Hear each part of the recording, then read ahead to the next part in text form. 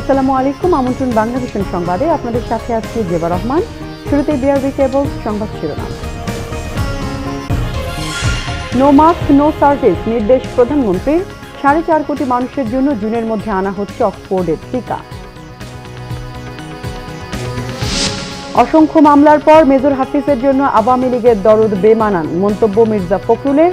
ইসিকে বিতর্কিত করার অপচেষ্টায় বিএনপি, বললেন ওবায়দুল কাদের। যুক্তরাজ্য সহ বিভিন্ন দেশে নতুন ধরনের করোনা সংক্রমণ। সৌদি, কুয়েত সহ 30টি আন্তর্জাতিক ফ্লাইট স্থগিত, বিপাকে যাত্রীরা। জাতিসংঘের মানব উন্নয়ন সূচকে বাংলাদেশের 2 ধাপ অগ্রগতি, আরও উন্নতির আশা পরিকল্পনা মন্ত্রীর।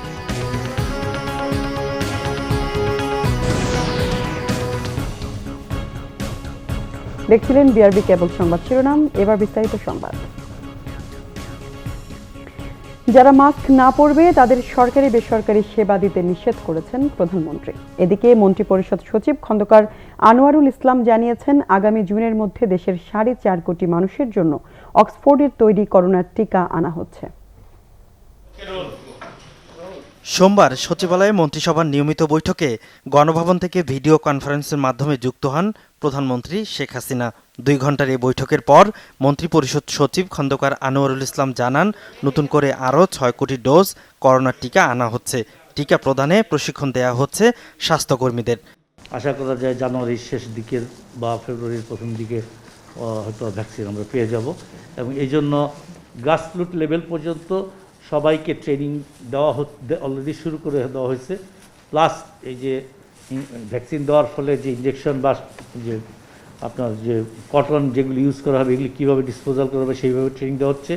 তাছাড়া প্রাইভেট সেক্টরের সাথেও ওনারা আলোচনা করছেন যে প্রাইভেট সেক্টরকেও ইনভলভ করে ভ্যাকসিন দেওয়া যায় কিনা। কোভ্যাক্সিনের 6 কোটি আসলে ওটা 3 কোটি লোক, উনি তাই বললেন মে জুনে আশা করি হয়তো 2-1 মাস প্লাস মাইনাস হতে পারে, দুইটা মিলে আমাদের 20% হয়ে যাবে, তার মানে 3 কোটি মানুষের জন্য বলছে। মন্ত্রিপরিষদ সচিব জানান, মাস্ক পরা নিশ্চিত করতে সংশ্লিষ্টদের আরও কঠোর হতে বলেছেন প্রধানমন্ত্রী। যথাসম্ভব আপনার সোশ্যাল ডিস্টেন্সিং মেনটেন করা যায়। আর মাস্কের কথা তো শিওর করতে হবে, নো মাস্ক নো সার্ভিস যে আমরা মুখে বলতেছি এটা যেন প্র্যাকটিক্যালি অ্যাপ্লাইড হয়। যে মাস্ক না পরে আসবে সে তার সরকারি বেসরকারি বা প্রাইভেট যে কোনো অফিসে আসুক সে যেন কোনোভাবে সার্ভিস না হয়, এটা ইনশিওর করতে হবে। বৈঠকে কুড়িগ্রাম কৃষি বিশ্ববিদ্যালয় আইন 2020-এর খসড়ার নীতিগত অনুমোদন পায়। এছাড়া বাংলাদেশ গুড এগ্রিকালচারাল প্র্যাকটিস নীতিমালা 2020-এর খসড়ার অনুমোদনও দেয় মন্ত্রিসভা। সৈয়দ আব্দুল মুহিত, বাংলাভিশন, ঢাকা। করোনায় দেশে একদিনে আরও 32 জন প্রাণ হারিয়েছেন। এ নিয়ে করোনায় এ পর্যন্ত 7,312 জনের মৃত্যু হয়েছে। স্বাস্থ্য অধিদপ্তরের সংবাদ বিজ্ঞপ্তিতে জানানো হয়, 24 ঘণ্টায় অ্যান্টিজেন টেস্ট সহ 15,669টি নমুনা পরীক্ষায় করোনা আক্রান্ত শনাক্ত হয়েছে 1,470 জন। এ পর্যন্ত শনাক্ত রোগীর সংখ্যা 5,02,183 জন। এছাড়া গেল একদিনে 2,167 জন সহ এ পর্যন্ত সুস্থ হয়েছেন 4,39,694 জন। নমুনা পরীক্ষা বিবেচনায় 24 ঘণ্টায় শনাক্তের হার 9.38%, সুস্থতার হার 87.56, শনাক্ত বিবেচনায় মৃত্যুর হার 1.46%। মুক্তিযোদ্ধা অবসরপ্রাপ্ত মেজর হাফিজের বিরুদ্ধে রাষ্ট্রদ্রোহ সহ অসংখ্য মামলা দিয়ে তাকে নিয়ে সরকার দলের নেতাদের দরদ মানায় না বলে মন্তব্য করেছেন বিএনপির মহাসচিব মির্জা ফখরুল ইসলাম আলমগীর। নির্বাচন কমিশনের বিরুদ্ধে ব্যবস্থা নিতে রাষ্ট্রপতির কাছে 42 বিশিষ্ট নাগরিকের আবেদনের প্রতিও দলের সমর্থনের কথা জানান বিএনপির মহাসচিব। ভারতের সাথে বর্তমান সরকারের ভালো বন্ধুত্বের কোনো প্রমাণ নেই বলেও মন্তব্য করেন তিনি। সীমান্ত হত্যা দিবস উপলক্ষে গুলশানে বিএনপি চেয়ারপারসনের কার্যালয় সহ দলীয় কার্যালয়গুলোতে ওড়ানো হয় কালো পতাকা। এই উপলক্ষে আয়োজিত সংবাদ সম্মেলনে কালো পোশাকে হাজির মহাসচিব মির্জা ফখরুল ইসলাম আলমগীর।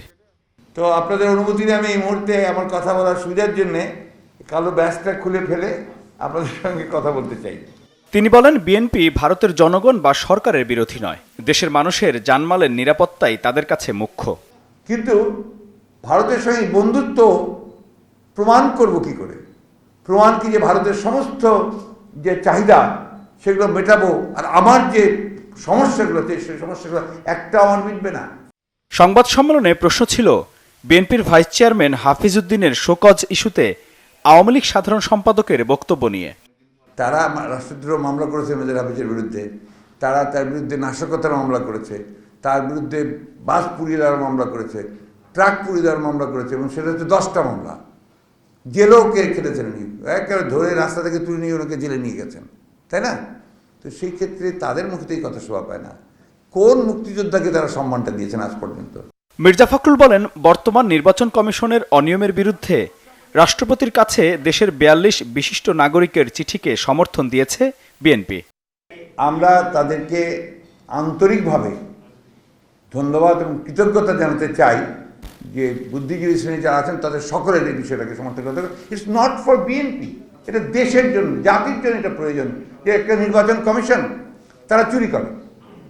2018 সালের নির্বাচনকে কালো দিবস ঘোষণা দিয়ে নতুন নির্বাচনের দাবিতে 30 ডিসেম্বর জেলা, মহানগর ও কেন্দ্রীয়ভাবে কর্মসূচি পালন করা হবে বলে ঘোষণা দেয় বিএনপি।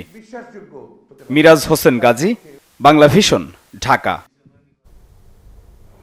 বিএনপি সব ক্ষেত্রে ব্যর্থ হয়ে এখন নির্বাচন কমিশনকে বিতর্কিত করার অপচেষ্টায় নেমেছে বলে অভিযোগ করেছেন আওয়ামী লীগ সাধারণ সম্পাদক ওবায়দুল কাদের। দলটির যুগ্ম সাধারণ সম্পাদক মাহবুবুল আলম হানিফ বলেন, সিইসির বিরুদ্ধে সুপ্রিম জুডিশিয়াল কাউন্সিল গঠনের দাবি দেশ বিরোধী চক্রান্তের অংশ।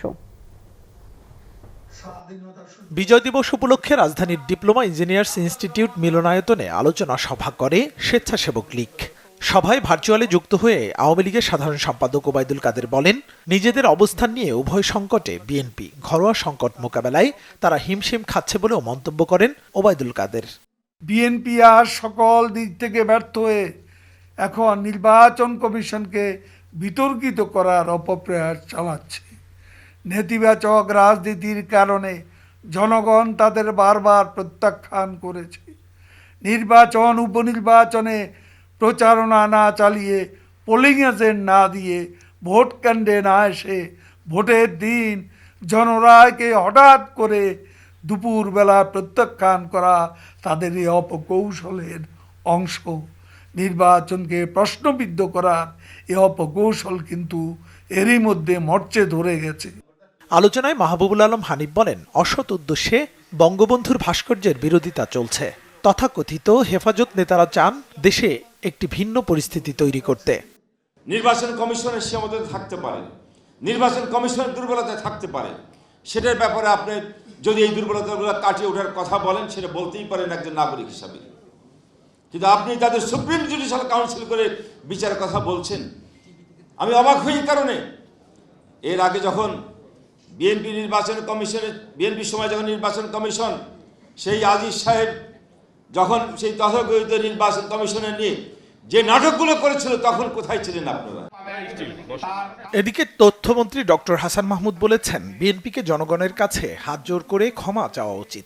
আওয়ামী লীগ নেতা আব্দুর রাজ্জাকের নবম এবং এবিএম মহিউদ্দিন চৌধুরীর 3য় মৃত্যুবার্ষিকী উপলক্ষে প্রেস ক্লাবে এক আলোচনায় এ মন্তব্য করেন তিনি। আপনারা কালো বেশ ধারণ করছেন, আপনাদেরকে আবার অনুরোধ জানাবো যে জিয়া রহমানের সৈনিক হত্যা আর বেগম খালেদা জিয়ার নেতৃত্বে পেট্রোল বোমা মেরে মানুষ হত্যা, মানুষ পুড়িয়ে হত্যার জন্য আপনার জনগণের কাছে ক্ষমা চেয়ে লাল বেশটা ধারণ করুন আগে। কমিটি নিয়ে বাণিজ্য করা নেতারা ক্ষমতা পেলে দেশ নিয়ে বাণিজ্য করতেও ছাড়বে না বলেও মন্তব্য করেন তথ্যমন্ত্রী। মুহিবুল্লাহ মুহিব, বাংলা ভিশন, ঢাকা। এদিকে বিশ্বের একাধিক দেশে নতুন ধরনের করোনা সংক্রমণ সতর্কতায় জেদ্দা, রিয়াদ ও দাম্মামের সব ফ্লাইট বাতিল করেছে বিমান বাংলাদেশ এয়ারলাইন্সও। এতে আকস্মিক বিপাকে যাত্রীরা। যুক্তরাজ্য, ইতালি সহ বেশ কয়েকটি দেশে নতুন ধরনের করোনা ছড়িয়ে পড়ায় রবিবার আন্তর্জাতিক ফ্লাইট বাতিলের সিদ্ধান্ত নেয় সৌদি আরবের স্বরাষ্ট্র মন্ত্রণালয়। শুধু আকাশ নয়, দেশটিতে সড়ক ও সমুদ্র পথে প্রবেশেও সাময়িক নিষেধাজ্ঞা দেওয়া হয়েছে। এই স্থগিতাদেশের সময় পরবর্তীতে আরও 7 দিন বাড়তে পারে বলে জানিয়েছে সৌদির প্রেস এজেন্সি। এর প্রেক্ষিতে দেশটির সাথে সব ফ্লাইট বাতিলের সিদ্ধান্ত নিতে হয়েছে বাংলাদেশ বিমানকেও। এই আগামী 1 সপ্তাহ তারা প্রাথমিক ঘোষণা দিয়েছেন, এর মধ্যে কোনো এয়ারলাইন্সই কোনো ফ্লাইট সৌদি আরবে নিয়ে নামতে পারবে না সৌদি আরবের বাইরে থেকে।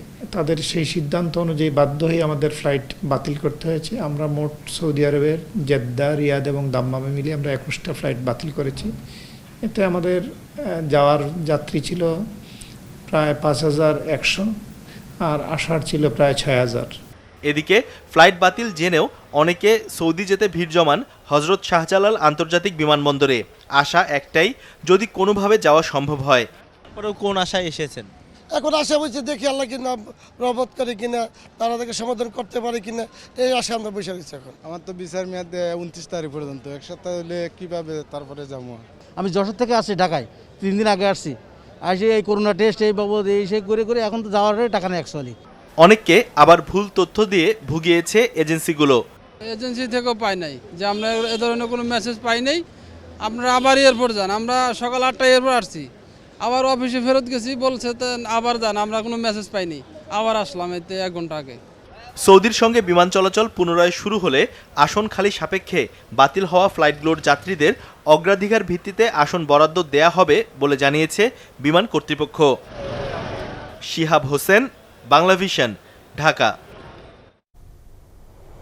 ইন্টারমিডিয়েট পাশ করে চিকিৎসকের সহকারী, হাতে কলমে দাঁতের চিকিৎসা বিদ্যা রপ্ত করে বনে গেছেন বিডিএস ডেন্টাল সার্জন। দীর্ঘদিন ধরে শান্তিনগরে ওরাল ভিউ ডেন্টাল চেম্বারে রোগীদের চিকিৎসা দিচ্ছিলেন কথিত চিকিৎসক নুরুস্তাফা। সোমবার র্যাবের ভ্রাম্যমাণ আদালতের হাতে ধরা পড়ে এই প্রতারক। 2 বছরের কারাদণ্ড দিয়ে 2টি চেম্বার সিলগালা করে দিয়েছে র্যাব। প্রায় 8-10 বছর ধরে শান্তিনগর বাজারের কাছে আমিনবাগ মার্কেটের দোতলায় ওরাল ভিউ ডেন্টাল, ভিতরে সুন্দর ছিমছাম পরিবেশ। এখানে প্রতিদিন বিকেলে রোগী দেখেন কথিত চিকিৎসক নুরুস্তাফা, কিন্তু এই চিকিৎসকের নেই ব্যাচেলর অব ডেন্টাল সার্জারি বা বিডিএস ডিগ্রি। তার কাজের মূল্যমান হলো দাঁত তুলতে 500 টাকা, রুট ক্যানেল 2000 টাকা, ফিলিং করতে 500 টাকা, স্কেলিং করতে 200 টাকা। বিডিএস যেটা সেটা বিডিএস শেষ হয়েছে কিন্তু সেটার অনুমোদন নেই। আপনি যে আরেকজনের রেজিস্ট্রেশন ইউজ করছিলেন নাম্বার, আরেকজনের রেজিস্ট্রেশন নাম্বার অ্যাকচুয়ালি ভুলক্রমে ইউজ করা হয়েছে, সেটা তো অবশ্যই অপরাধ। শুধু এই চেম্বারই নয়, মালিবাগ আনারকুলি মার্কেটেও রয়েছে আরও একটি চেম্বার। প্রতারক এই চিকিৎসক একটি ডেন্টাল কলেজের জাল সার্টিফিকেট এবং একজন বিডিএস চিকিৎসকের রেজিস্ট্রেশন নাম্বার ব্যবহার করেন রোগীদের আস্থায় আনতে। ডেন্টাল চিকিৎসা করার মতো বাংলাদেশের যে বিদ্যমান আইন আছে সেই আইন অনুযায়ী কোনো প্রকার আপনার ডিগ্রি বা কোনো প্রকার প্রশিক্ষণ বা সনদ নাই, তাকে 2 বছরের বিনাশ্রম কারাদণ্ড প্রদান করা হচ্ছে। ডেন্টাল ক্লিনিকে যেসব সামগ্রী এবং যে সকল ওষুধ থাকা দরকার এগুলো আমার তার এখানে পাইনি, এবং যে ধরনের সংক্রামক নিরোধক যে ব্যবস্থা থাকা দরকার এগুলো তার এখানে নাই। এটা আসলে কোনো ডেন্টাল ক্লিনিক হিসেবে স্বীকৃতি এবং এটা স্বাস্থ্য দপ্তর থেকে কোনো স্বীকৃতি নাই। এ ধরনের ভুয়া চিকিৎসক ও চেম্বারের বিষয়ে গোয়েন্দা নজরদারি চলছে বলেও জানানো হয় র্যাবের পক্ষ থেকে। এটা একটা জাল সার্টিফিকেট। রিপন দেওয়ান, বাংলাভিশন, ঢাকা। জাতিসংঘের মানব উন্নয়ন সূচকে 2 ধাপ এগিয়েছে বাংলাদেশ। 189 দেশের মধ্যে বাংলাদেশের অবস্থান 133তম। গত বছরের তথ্য উপাত্ত বিশ্লেষণ করে এই মানব উন্নয়ন সূচক প্রতিবেদন প্রকাশ করেছে ইউএনডিপি। অগ্রগতি হলো বেশ কিছু বিষয়ে আরও উন্নতি করতে হবে বলেন পরিকল্পনা মন্ত্রী এম এ মান্নান।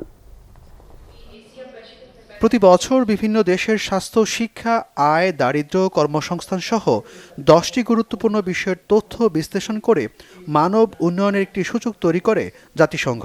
সোমবার সকালে এই বছরের প্রতিবেদনটি পরিকল্পনা মন্ত্রণালয়ে আনুষ্ঠানিকভাবে প্রকাশ করা হয়। সেই সূচকে এবার 2 ধাপ এগিয়েছে বাংলাদেশ।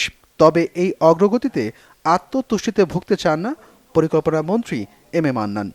সার্বিকভাবে আমরা বলতে পারি ভালোই করেছি, যতটা আশা করেছিলাম অতটা ভালো করতে পারি না। এটা অন্যায় কিছু নয়, এটা হয়, সকলের ক্ষেত্রেই হয়। মোটা দাগে সার্বিকভাবে যে আমরা ভালো করেছি এটা এখন স্বীকৃত, এটা নিয়ে আর কারো মনে কোনো সংশয় সন্দেহ নেই সারা বিশ্বেই। আমাদের এখানে হয়তো কারো কারো মনে বিশেষ সন্দেহ বা সংশয় আছে, সেগুলো নিয়ে আমরা চিন্তিত নই। আর যে সকল ক্ষেত্রে ভালো করেছি সেখানে তার নিজস্ব একটা অ্যাক্সেলারেশন আছে, সেটাকে আরেকটু বাড়াবার জন্য একটু যেটাকে বলে পলিসি সাপোর্ট, নীতি সহায়তা বা মমত্ব ইত্যাদি দেওয়ার প্রয়োজন আছে, সেটা আমরা দিব আশা করি। নতুন এই সূচক অনুযায়ী দক্ষিণ এশিয়ার মধ্যে বাংলাদেশের অবস্থান 5ম। এই অঞ্চলে বাংলাদেশের চেয়ে এগিয়ে আছে ভারত, শ্রীলঙ্কা, মালদ্বীপ, ভুটান। ইউএনডিপির প্রতিনিধি বলেন, করোনা এবং সাম্প্রতিক নানা প্রাকৃতিক দুর্যোগের কারণে বাংলাদেশে কয়েক ধরনের বৈষম্যের সৃষ্টি হয়েছে। তাছাড়া ভবিষ্যতের কথা ভেবে পরিবেশের প্রতি মানুষের আরও যত্নবান হবার বিকল্প নেই। অবভিয়াসলি ইমপ্রুভমেন্ট তো হয়েছে, কিন্তু ইমপ্রুভমেন্ট যেটা হয়েছে সেটা কিছু ক্ষেত্রে অন্য দেশরা পিছিয়ে গেছে, যার জন্য বাংলাদেশ রিলেটিভলি বেটার করেছে। বৈষম্য যেটা বাড়ছে ওটা বাড়তে দেওয়া উচিত নয়, ওটা কিন্তু অনেক সামাজিকভাবে ক্ষতি করতে পারে। আর সেকেন্ড হচ্ছে যে আমাদের যে এই যে আমরা we can grow now and clean up letter, আমরা সেটা কিন্তু হবে না। এটা এই রিপোর্টটা দেখিয়ে দিচ্ছে there is no opportunity for cleaning up. আমরা যে ক্ষতি করছি ওটা পার্মানেন্ট ক্ষতি হয়ে যাচ্ছে। সেই জন্য এখন আমাদের basically we have to adopt greener production methods. জাতিসংঘের প্রকাশিত তালিকার শীর্ষস্থান ধরে রেখেছে নরওয়ে, দ্বিতীয় ও তৃতীয় স্থানে রয়েছে যথাক্রমে আয়ারল্যান্ড ও সুইজারল্যান্ড। নাঈম হাসান, বাংলা ভিশন, ঢাকা। সারা দেশে বাড়ছে শীতের দাপট, মৃদু শৈত্যপ্রবাহে বিপর্যস্ত জনজীবন, বেশি নাজুক খেটে খাওয়া মানুষ, শীতজনিত রোগে আক্রান্ত হচ্ছে শিশু ও বৃদ্ধরা। দেশের সর্বনিম্ন তাপমাত্রা পঞ্চগড়ের তেঁতুলিয়ায় 7.5 ডিগ্রি সেলসিয়াস। কনকনে ঠান্ডা আর ঘন কুয়াশায় চরম বিপাকে লালমনিরহাটের জনজীবন। হিমেল বাতাস কাবু করছে খেটে খাওয়া মানুষকে। সকাল থেকে চারদিক ঢেকে থাকছে ঘন কুয়াশায়। ঠান্ডা উপেক্ষা করেই মাঠে কাজ করছেন কৃষক। প্রয়োজনীয় শীতবস্ত্র না থাকায় খড়কুটোর আগুনে ঠান্ডা নিবারণের চেষ্টা অনেকের। বুড়া মানুষ আমরা কাজ কামাইতে কিছু করবাই না, ঠান্ডাতে আমরা মরি যাবা না। ঠান্ডার জন্য বাইরে ভাড়া হবে না, সরকার আমাদের কোনো কিছুই দেয়নি, কম্বল টম্বল কোন কিছু দেয়নি। উত্তরের হিমেল বাতাসে নাকাল পঞ্চগড়ের জনজীবন। মৃদু শৈত্যপ্রবাহে বেড়েছে দুর্ভোগ। খড়কুটো জ্বালিয়ে ঠান্ডা নিবারণে চেষ্টা করছে নিম্ন আয়ের মানুষ। দিনের বেলা সহজে দেখা মেলে না সূর্যের, আর রাতভর বৃষ্টির মতো ঝরছে কুয়াশা। শীতবস্ত্রের আকুতি দুস্থদের। সোমবার জেলায় সর্বনিম্ন তাপমাত্রা রেকর্ড করা হয় 7.5 ডিগ্রি সেলসিয়াস। মানুষ বের হতে পারতেছে না, কাজ কাম করতে পারতেছে না। ঠান্ডা বসে কি করবো, আমরা তো গরিব মানুষ, কাপড় চোপড় কম।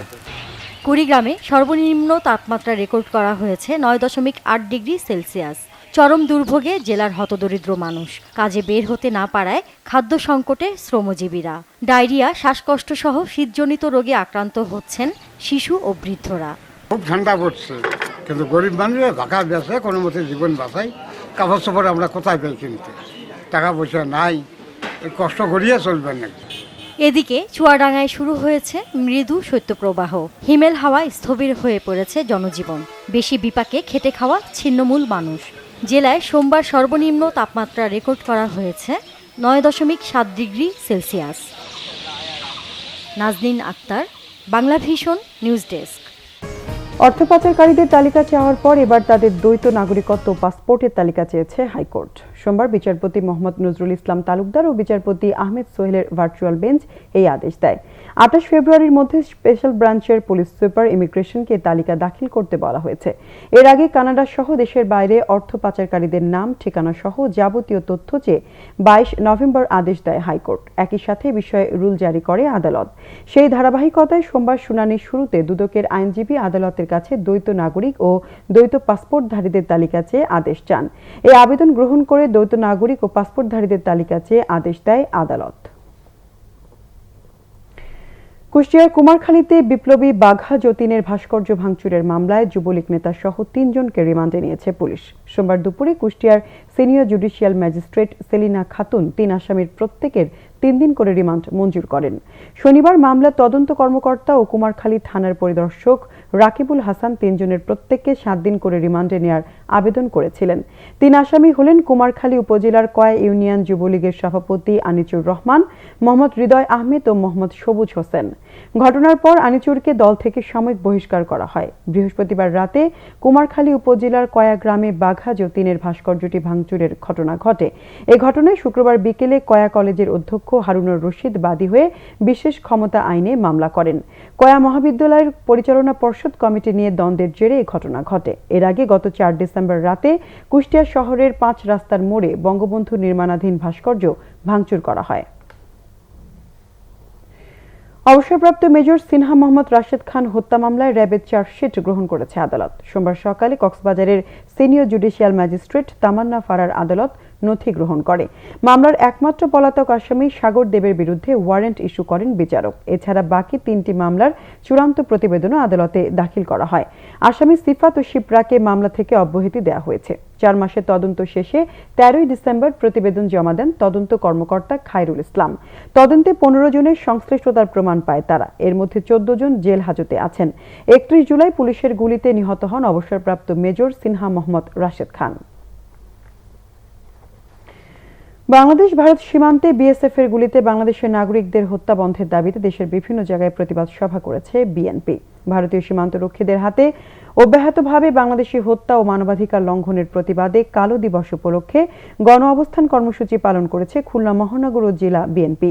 কেডি ঘোষ রোডে বিএনপির দলীয় কার্যালয়ের সামনে কর্মসূচিতে উপস্থিত ছিলেন খুলনা মহানগর বিএনপির সভাপতি নজরুল ইসলাম মঞ্জু সহ অনেকেই। বাংলাদেশ ভারত সীমান্তে হত্যা বন্ধের দাবিতে চট্টগ্রামে অবস্থান কর্মসূচি পালন করেছে চট্টগ্রাম মহানগর বিএনপি।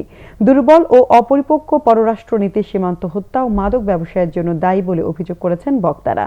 একই দাবিতে ব্রাহ্মণবাড়িয়া জেলা বিএনপির নেতাকর্মীরা শহরের কলেজ পাড়া থেকে মিছিল বের করতে চাইলে বাধা দেয় পুলিশ। পরে সেখানেই সংক্ষিপ্ত হয়। এছাড়া প্রতিবাদ সভা ও বিক্ষোভ মিছিল করেছে চাঁপাইনবাবগঞ্জ ও সিরাজগঞ্জ জেলা বিএনপি।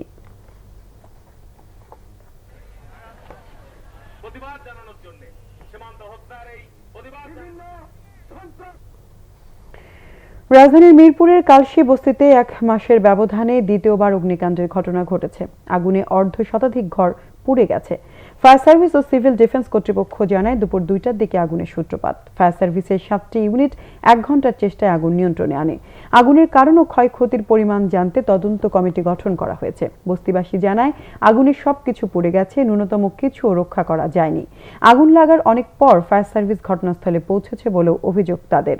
এর আগে গত 25 নভেম্বর মধ্যরাতে কালশী বাসস্ট্যান্ড সংলগ্ন এলাকার বাউনিয়াবাদের সি ব্লকের বস্তিতে অগ্নিকাণ্ড ঘটে। তখন 3 শতাধিক ঘর পুড়ে যায়। সাতক্ষীরার কলারোয়ায় তৎকালীন বিরোধী দলীয় নেতা ও বর্তমান প্রধানমন্ত্রী শেখ হাসিনার গাড়িবহরে হামলা মামলায় 7 সাক্ষীকে জেরা করা হয়েছে। জেরা করা হয় জেলা আওয়ামী লীগের সভাপতি, সাবেক সংসদ সদস্য মনসুর আহমেদ, বিরোধী দলীয় নেতার সফরসঙ্গী ফাতেমা জাহান সাথী, সৈনিক লীগের কেন্দ্রীয় সাধারণ সম্পাদক সর্দার মুজিব ও ফটোগ্রাফার শহীদুল হক জীবন এবং বাস চালক মোহাম্মদ নজিবুল্লাহ, 2 সাংবাদিক অধ্যক্ষ আবু আহমেদ ও ইয়ারব হোসেনকে।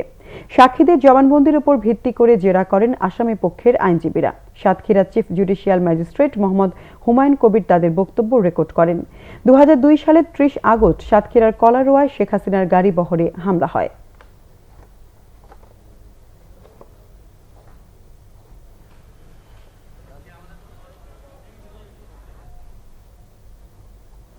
শীতের মধ্যে খোলা আকাশের নিচে মানবেতর দিন কাটছে কক্সবাজারের বাহারছড়া সমুদ্র পাড় থেকে উচ্ছেদ হওয়া প্রায় 400 পরিবারের। পুনর্বাসনের ব্যবস্থা না থাকায় অন্যের জমিতে আশ্রয় নিয়েছেন তারা। এতে ক্ষুব্ধ স্থানীয়রা। মুর্শিদুর রহমান খোকনের রিপোর্টে দেখুন বিস্তারিত। কক্সবাজার বিমানবন্দর সম্প্রসারণের জন্য বাহারছড়া সমুদ্র পাড়ের অবৈধ স্থাপনা উচ্ছেদ করেছে প্রশাসন। ভুক্তভোগীদের অভিযোগ, পুনর্বাসনের ব্যবস্থা না করেই তাদের উচ্ছেদ করা হয়েছে।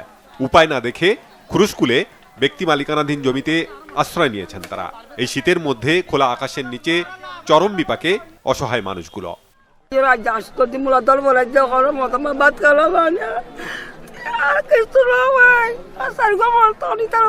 যে আগে যাবে ঘর ভেঙে নিয়ে তারা আগে বুঝে দেওয়া হবে। এখন এখানে যেদিকে টিউবওয়েলও নাই এবং টয়লেটের ব্যবস্থাও নাই, পানি কাজে কিছু নাই, আমাদের রাস্তাঘাটে পড়ে থাকতে হয়েছে। মিকে যাইও না বাড়ির, সহ্য করি না বাড়ি, ঠান্ডা ভিন্ডের ভিতরে ঘোরাঘাড়া পয়েন্ট ব্যাগ মরে যাবার অবস্থা হয়ে গিয়ে এখন প্রধানমন্ত্রী আমাদের মা, আমরা থেকে একটা সুস্থ বিচার চাচ্ছি। এদিকে বিনা অনুমতিতে ক্ষতিগ্রস্তদের বসতি স্থাপনে চরম ক্ষুব্ধ জমির মালিকরা। সংবাদ সম্মেলনে এর প্রতিবাদ জানান তারা। আমাদেরকে একটা নোটিশ দেয় ভূমি মালিক হিসেবে ভাই, একটা দুঃখের বিষয়। যদি জানাতো আপনাদের জায়গা আমাদের খুব প্রয়োজন, আপনারা দিয়ে দেন। আমাদের সরকারের বিরুদ্ধে কোনো যুদ্ধ করার সাহস আমাদের নেই এবং কারো ব্যক্তির কাছে যুদ্ধ করার ক্ষমতা আমাদের নেই। পাহাড়গুলি আছে, সেই পাহাড়গুলি যদি কেটে ফেললে আমরা নাল জমিগুলি চাষ করতে পারবো না। এই এলাকাতে আমাদের আর কিছুই রইল না। আমাদের পরিবার, আমরা প্রায় 2 জনের মতো ছেলে মেয়ে আছে। উচ্ছেদ হওয়াদের সরকারিভাবে পুনর্বাসন করা না গেলে সংঘাতের শঙ্কা স্থানীয় জনপ্রতিনিধির। প্রস্তুতি না নেওয়ার কারণে এখানে একটি মিশ্র প্রতিক্রিয়া সৃষ্টি পরিস্থিতি দেখা যাচ্ছে। আমি জেলা প্রশাসক মহোদয় থেকে শুরু করে সংশ্লিষ্ট সকলের প্রতি অনুরোধ করব, সংঘাত এড়াতে যেটা করণীয় সেই ব্যবস্থা অচিরেই খুব তাড়াতাড়ি নেওয়ার জন্য। পুনর্বাসনের জন্য সরকারের দিকে তাকিয়ে ভুক্তভোগীরা। Banglavision news desk. প্রভাবশালীদের দখলে থাকা জমি দীর্ঘ 4 যুগ পর উদ্ধার করেছে প্রশাসন। ঠাঁই হয়েছে সবহারা মানুষদের। ঘরের লাল সবুজ রঙের উচ্ছ্বাসে ভাসছে রংপুরের তারাগঞ্জের ফরিদাবাদ গ্রাম। দখল করা সরকারি জমি উদ্ধারে প্রশাসনের কঠোরতা অব্যাহত থাকার ঘোষণা জেলা প্রশাসনের। শাহনেওয়াজ জনির ক্যামেরায় রংপুর থেকে জুয়েল আহমেদের রিপোর্ট। কদিন আগেও স্থানীয় প্রভাবশালীদের কবজায় থাকা জমিগুলোতে এখন মানুষের পদচারণা, যেন জীবন্ত হয়ে উঠেছে পুরো গ্রাম। নিজেদের এক টুকরো জমি আর মাথা গোজার ঠাঁই হবে এমন স্বপ্ন ছিল জীবনভর, কিন্তু অভাব ভেঙেছে স্বপ্ন। মানুষের জমিতে ঝুপড়ি ঘরে দিন কেটেছে তাদের। আশ্রয়ন প্রকল্প 2-এর অধীনে ঠাঁই পাওয়া মানুষদের অনুভূতিগুলো অন্যরকম। মানুষের বাড়িতে মানুষের ঘরত থাকি ভাই হাঁস মিটে গেছে, কান্দি কান্দি আসনো। গোল ঘর বকরি গরু থাকে সেটাও আসনো দাদু। এখন সরকার থেকে ঘর পাচ্ছি, খুব খুশি লাগে। বাচ্চা ঘরকে লেখাপড়া করতে খুব সুবিধা আছে। আগে ছিল আমাকে পড়ার জমি, এখন শেখ হাসিনা জমি দিতে খুব ভালো লাগছে। পড়ার জমিতে বাড়ি করে আসলাম, জমি কিনতে পারি নাই। এখন যে হাসিনা সরকার জমি দিছে এইটাই আমরা খুশি। স্থানীয়রা বলছেন, প্রভাবশালীদের নিয়ন্ত্রণে থাকা জমিগুলোর ধারের কাছেও যেতে পারতেন না তারা। জমি উদ্ধারে খুব খুশি তারা। এই জমিগুলো আগে প্রভাবশালীরা দখল করছিল, এখন 6 মাস আগে সরকার দখল খাস জমি বাইর করে দিয়েছে। এখন ভূমিহীন এলা বাড়ি দিয়েছে, আমাদেরকে এখন ভালো লাগতেছে। প্রধানমন্ত্রীর প্রতিশ্রুত এই প্রকল্পে সরকারি জমি উদ্ধার করে গ্রামের ভূমিহীন অসহায়দের পুনর্বাসনের আশ্বাস জেলা প্রশাসনের। তারাগঞ্জ উপজেলার 3টি ইউনিয়ন, কুরসা, সয়ার এবং আলমপুর ইউনিয়নে যারা ভূমিহীন আছেন তারা মাননীয় প্রধানমন্ত্রীর পক্ষ থেকে এই সুন্দর 2 রুম বিশিষ্ট বাড়ি উপহার পাবে। বঙ্গবন্ধুর জন্মশতবার্ষিকীতে আমরা আমাদের সকল সরকারি কার্যক্রম ভালো মতো নিষ্পত্তি করে সম্পন্ন করে আমরা জনগণের সেবার মাধ্যমে এইটা উদযাপন করতে চাই। 2020-21 অর্থ বছরে 3,42 লাখ টাকা ব্যয়ে উপজেলার 4 ইউনিয়নে প্রায় 7.5 একর জমিতে ঠাঁই হবে 200 পরিবারের। জুয়েল আহমেদ, বাংলাভিশন, তারাগঞ্জ, রংপুর। জমি বিরোধের জেরে খুঁজিয়ে বরিশালের এক যুবকের চোখ নষ্ট করার অভিযোগে সংবাদ সম্মেলন করেছে স্বজনরা। ভুক্তভোগী সোহাগের স্বজনরা বরিশাল প্রেস ক্লাবের সামনে মানববন্ধন করেন। জানান, বেশ কিছুদিন ধরে নগরীর কসাইখানা এলাকার আলামিন, সাইফুল, নাজমুল ও রাব্বির সাথে বিরোধ ছিল পলাশপুর এলাকার সোহাগের। এরই জেরে 4 ডিসেম্বর সকালে বখাটেরা ধাতব পদার্থ দিয়ে সোহাগের চোখ নষ্ট করে দেয়। এ ঘটনায় থানায় মামলা করলে 2জনকে গ্রেফতার করেছে পুলিশ। বাকি 2জনকে দ্রুত আইনের আওতায় আনার দাবি জানান তারা। মালিতে নিয়োজিত জাতিসংঘ শান্তিরক্ষা মিশনে কন্টিনজেন্টের প্রতিস্থাপন করতে যাচ্ছে বাংলাদেশ বিমান বাহিনী। এ উপলক্ষে সোমবার বিমান বাহিনী ঘাঁটি বাসার এ মালিগামী কন্টিনজেন্টের সদস্যদের উদ্দেশ্যে বক্তব্য দেন বিমান বাহিনীর প্রধান air chief marshal Masihuzzaman Serniabat. এ সময় তিনি শান্তিরক্ষা মিশনের সততা, পেশাদারিত্ব এবং আন্তরিকতার সাথে দায়িত্ব পালনের মাধ্যমে বাহিনী এবং দেশের সুনাম বাড়ানোর আহ্বান জানান। পাশাপাশি করোনা ভাইরাসের বিস্তার রোধ এবং আক্রান্তের ঝুঁকি কমাতে বিশেষ সতর্কতা অনুসরণের পরামর্শ দেন। পরে মিশনের সাফল্য কামনায় বিশেষ মোনাজাতে অংশ নেন বিমান বাহিনী প্রধান। গ্রুপ ক্যাপ্টেন আব্দুল্লাহ আল ফারুকের নেতৃত্বে 110 সদস্যের কন্টিনজেন্ট জানুয়ারির প্রথম সপ্তাহে মালিতে শান্তিরক্ষা মিশনে যাবে।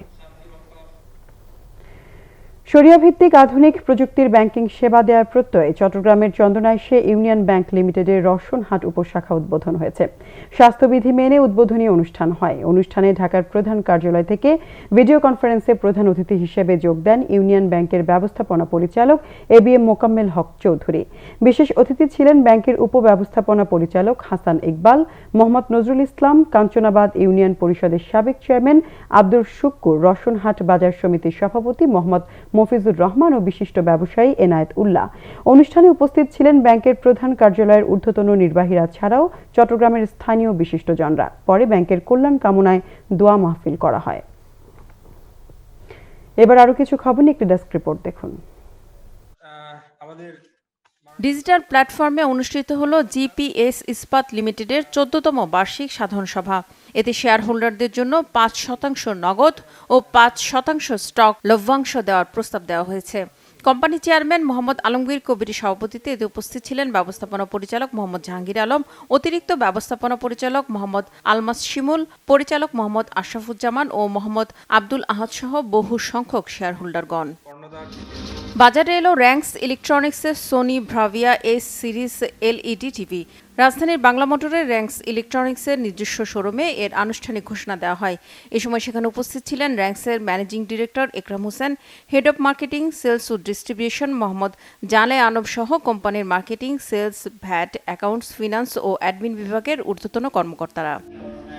করোনা ভাইরাসের তাত্ত্বিক নানা বিষয়, প্রতিরোধ, চিকিৎসা ও গবেষণালব্ধ তথ্য নিয়ে আমি করোনা ভাইরাস বলছি শিরোনামে প্রকাশিত বইয়ের প্রকাশনা উৎসব জাতীয় প্রেস ক্লাবে অনুষ্ঠিত হয়েছে। এর মোড়ক উন্মোচন করেন বঙ্গবন্ধু শেখ মুজিব মেডিকেল বিশ্ববিদ্যালয়ের সাবেক উপাচার্য প্রফেসর ডক্টর কামরুল হাসান খান। ৩১২ পৃষ্ঠার এই বইটি লিখেছেন বাংলাদেশ সরকারের অবসরপ্রাপ্ত যুগ্ম সচিব মোহাম্মদ রফিকুল ইসলাম আকন্দ। প্রেস ক্লাবের সভাপতি সাইফুল আলমের সভাপতিত্বে আলোচনায় যোগ দেন ঢাকা মেডিকেল কলেজ হাসপাতালের হেমাটোলজি বিভাগের প্রধান doctor M A Khan, professor অরুণ রতন চৌধুরী সহ অনেকে।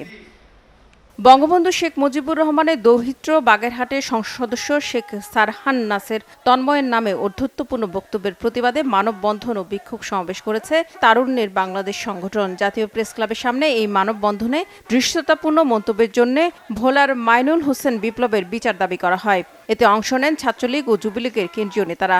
বিক্ষোভ সমাবেশ শেষে বিপ্লবের কুশপুত্তলিকা দাহ করা হয়। টেলিভিশন গ্রাহকদের নতুন অভিজ্ঞতা দিতে ওয়ালটন ও আকাশ ডিটিএইচ শুরু করেছে যৌথ ক্যাম্পেইন।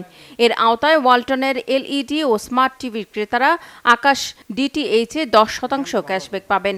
20 ডিসেম্বর থেকে 31 জানুয়ারি পর্যন্ত থাকছে এই সুযোগ। রবিবার রাজধানীতে ওয়ালটন কর্পোরেট অফিসে আয়োজিত ওয়ালটন ও আকাশের যৌথ ক্যাম্পেইন উদ্বোধন শীর্ষক এক অনলাইন অনুষ্ঠানে এসব তথ্য জানানো হয়। এতে উপস্থিত ছিলেন ওয়ালটন হাইটেক ইন্ডাস্ট্রিজ লিমিটেডের chairman S M Nurul Alam Rizvi এবং বেক্সিমকো কমিউনিকেশনসের chairman Shayan F Rahman, Walton hitech industries লিমিটেডের ম্যানেজিং ডিরেক্টর প্রকৌশলী গোলাম মোর্শেদ, পরিচালক রাইসা সিগমা হিমা এবং রিফা তাসনিয়া স্বর্ণা, ওয়ালটন টিভির সিইও প্রকৌশলী মোস্তফা নাহিদ হোসেন, বেক্সিমকো কমিউনিকেশনসের সিইও ডিএস ফয়সল হায়দার সহ অনেকে। বাংলাদেশের সমুদ্র দূষণ রোধে পরিচ্ছন্নতা কার্যক্রমের 10 বছর পূর্ণ করল কোকাকোলা বাংলাদেশ এবং ওশান কনজারভেন্সির এদেশীয় সমন্বয়ক কেওক্রাডাং। গেল 10 বছরে 4500-এরও বেশি স্বেচ্ছাসেবী সেন্ট মার্টিন সমুদ্র সৈকত থেকে প্রায় 12,000 কেজি সামুদ্রিক আবর্জনা অপসারণ করেছে। আবর্জনামুক্ত বিশ্ব গড়ে তোলার লক্ষ্যে এই কার্যক্রমটি স্থানীয় বাসিন্দা, শিক্ষার্থী ও পর্যটকদের মধ্যে সচেতনতা সৃষ্টির চেষ্টা চালিয়ে যাচ্ছে। এ উপলক্ষে এক অনুষ্ঠানে বক্তব্য রাখেন ওশানের এদেশীয় সমন্বয়ক মুনতাসির মামুন ও কোকাকোলা বাংলাদেশের ব্যবস্থাপনা পরিচালক অজয় ভাতিজা। Bangla vision news desk. সংবাদ শেষ করব বিআরবি কেবল শিরোনামগুলো আরেকবার জানি। নো মাস্ক নো সার্ভিস নির্দেশ প্রধানমন্ত্রীর। 4.5 কোটি মানুষের জন্য জুনের মধ্যে আনা হচ্ছে অক্সফোর্ডের টিকা। অসংখ্য মামলার পর মেজর হাফিজের জন্য আওয়ামী লীগের দরদ বেমানান মন্তব্য মির্জা ফখরুলের। ইসিকে বিতর্কিত করার অপচেষ্টায় বিএনপি, বললেন ওবায়দুল কাদের। যুক্তরাজ্য সহ বিভিন্ন দেশে নতুন ধরনের করোনা সংক্রমণ, সৌদি, কুয়েত সহ 30টি আন্তর্জাতিক ফ্লাইট স্থগিত, বিপাকে যাত্রীরা। জাতিসংঘের মানব উন্নয়ন সূচকে বাংলাদেশ 2 ধাপ অগ্রগতি, আর উন্নতির আশা পরিকল্পনা মন্ত্রীর।